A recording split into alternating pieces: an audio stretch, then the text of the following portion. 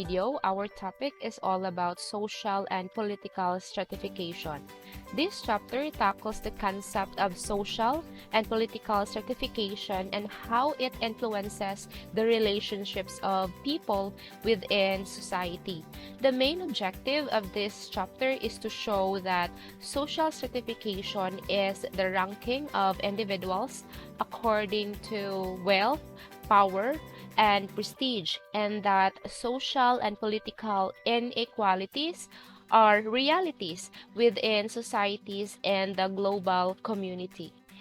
In this lesson, we will be talking about the concept of social stratification, systems of stratification, theoretical perspective on social stratification, social mobility, and social inequality. Now, what is social stratification? This refers to the division of large social groups into smaller groups based on categories determined by economics. And members of society are arranged in a hierarchy based on their access to or control over basic economic resources. And this is how social stratification looks like according to sociologists. They relate social stratification to social standing in society.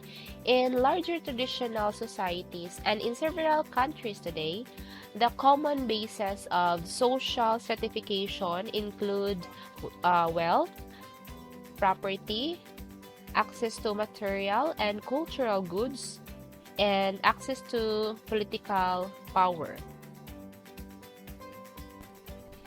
In relation to the concept of social stratification and inequality is social exclusion. This refers to the process by which individuals are cut off from full involvement in the wider circles of society. People who are socially excluded due to poor housing, lack of employment, inferior schools, or limited transportation may lack opportunities for self-improvement.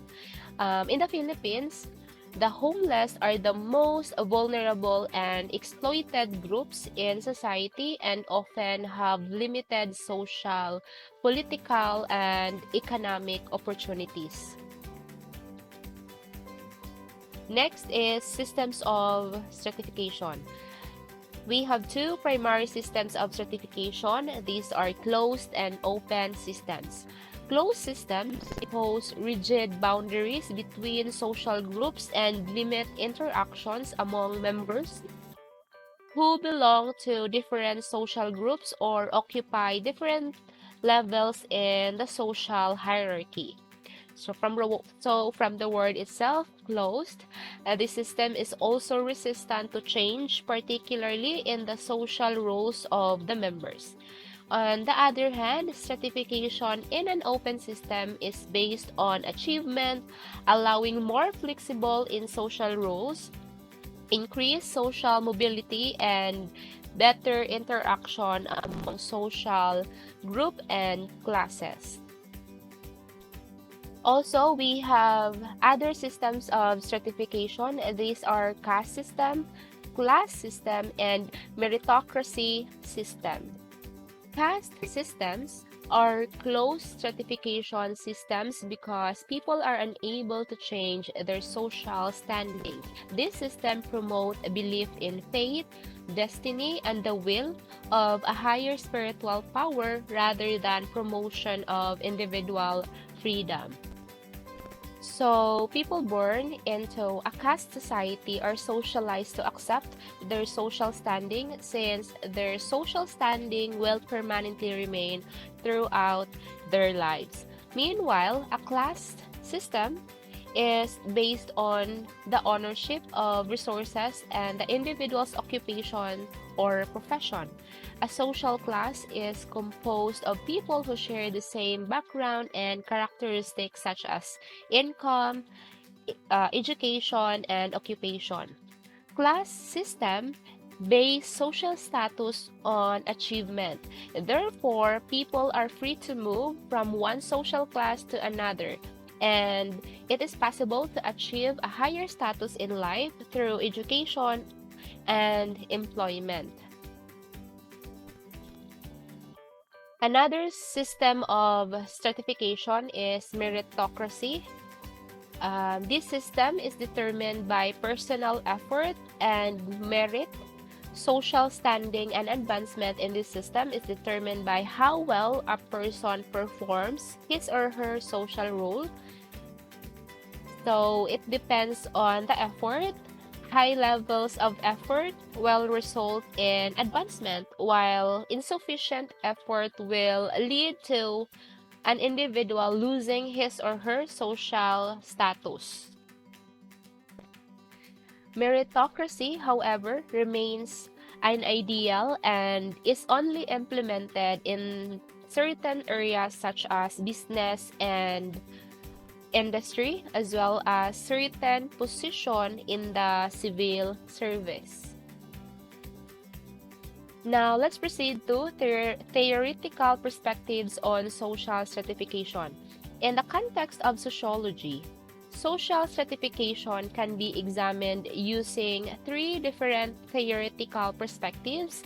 These are functionalism, conflict theory, and symbolic interactionism. Functionalism. The functionalist perspective examines how the different aspects of society contribute to ensuring its stability and continued function. Functionalists believe that each part or aspect of society serves an important purpose. One of the functionalists proposed that a social role that has a greater functional purpose will result in greater reward. In short, certain tasks in society are more valued than others, and the individuals who are able to perform highly valued work are rewarded with a greater income, prestige, and power in society. Another perspective on social stratification is conflict theory. This theory takes a critical view of social stratification and considers society as benefiting only a small segment. Conflict theorists believe that stratification perpetuates or will result in equality, and they draw many of their ideas from the works of Karl Marx. Karl Marx believed that the inequality prevalent in societies, or the widespread of inequality, causes workers to experience alienation, isolation, and great misery due to their powerless status. These inequalities brought about by social stratification lead to class conflict. Another view or perspective on social stratification is symbolic interactionism. This perspective refrains from looking into the larger structural factors that define social stratification and contribute to inequality and poverty. Instead, it examines stratification from a micro-level perspective and attempts to explain how people's social standing affects their everyday interaction.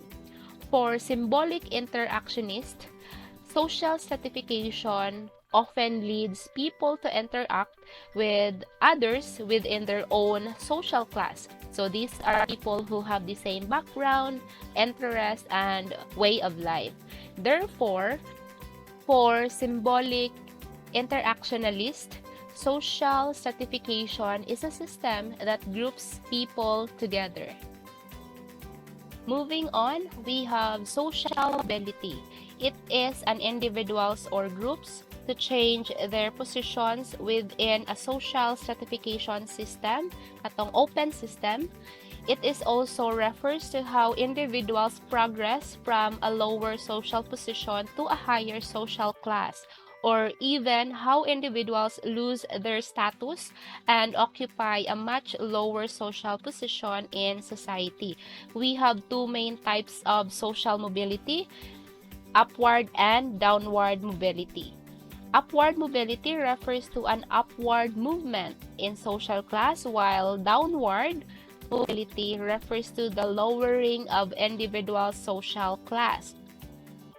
Also, we have social mobility based on the experience of different generations. We have and intergenerational mobility. Intragenerational focuses on the experience of people who belong to the same generation, while intergenerational mobility refers to the changes in social standing experienced by individuals belonging to different generations. And we are down to the last subtopic, which is social inequality. This refers to unequal access to social, political, and symbolic capital of individuals in society. Societies are usually characterized by divisions. Social divisions reflect an unequal distribution of status, wealth, and power within society and result in individuals and groups occupying different positions of influence and power. The factors that bring about social division and equality are social inequality and poverty, gender inequality, ethnicity and race issues, other minorities, and global inequality. Social inequality and poverty, this phenomenon exists every time individuals and institutions are categorized or differentiated into classes or distinct groups or socially constructed as disparate entities. We have types of poverty. First is absolute poverty. This refers to the lack of basic resources like food, clean water, safe housing, and access to healthcare needed to maintain a quality lifestyle. Second is relative poverty. It applies to those who may be able to obtain basic necessities but are still unable to maintain an average standard of living compared to the rest of society.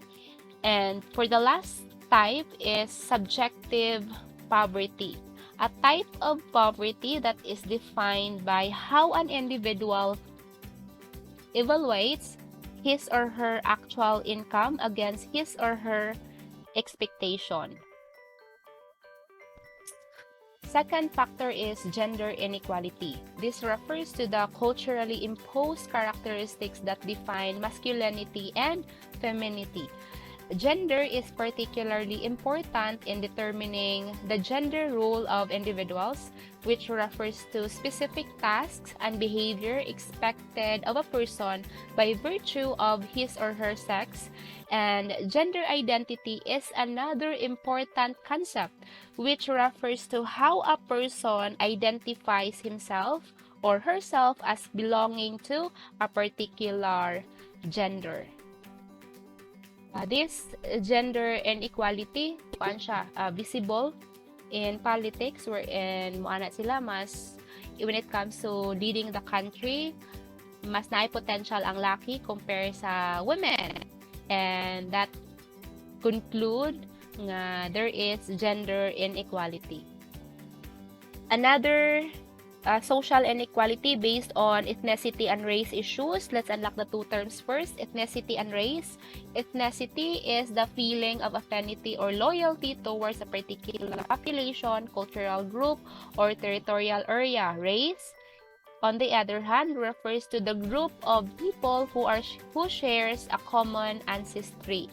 And what are the issues encountered in relation to this? We have racism, rampant kainin, no? It refers to a set of attitudes, beliefs, and practices used to justify the superior treatment of one racial or ethnic group and the inferior treatment of one racial or ethnic group. We also have displacement and scapegoating.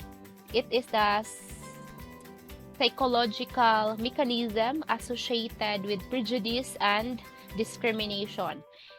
Prejudice, this means it involves holding stereotypes or preconceived views that are often based on faulty generalization about members of a race or particular ethnic or other groups. And we have here discrimination. It refers to actions or behavior of members of a dominant social group that negatively impacts on other members of society that do not belong to dominant group. Other minorities, kung ano na, social inequality for those PWD, the elderly, certain religious groups, communities living in isolated areas, diba? Lisod kay mangitag trabaho ang mga PWD and sometimes also other company na sila qualification. And we are down to the last term, global inequality. Just as society is defined by inequality and division as seen in the existence of varied social classes, the world is also defined by extreme differences in wealth and poverty. We have here global stratification. This refers to the unequal distribution of wealth, power, and prestige on a global basis, highlighting patterns of social inequality and resulting in people having vastly different lifestyles and opportunities both within and among the nations of the world. That's why vote wisely para mas save atong country, mo increase ang atong economy because that will really depend on a good leadership. And by that, if okay na atong economy, mo taas na siya. Therefore, through that, maka-earn na ta og respect from other country. Kay so far, this time, grabe ang discrimination, no? Tungod, grabe kay ta ka-inferior compared to other country. And that ends our lesson, and I guess this would be the last lesson for this period. Therefore, we only have 2 lessons for second mastery period.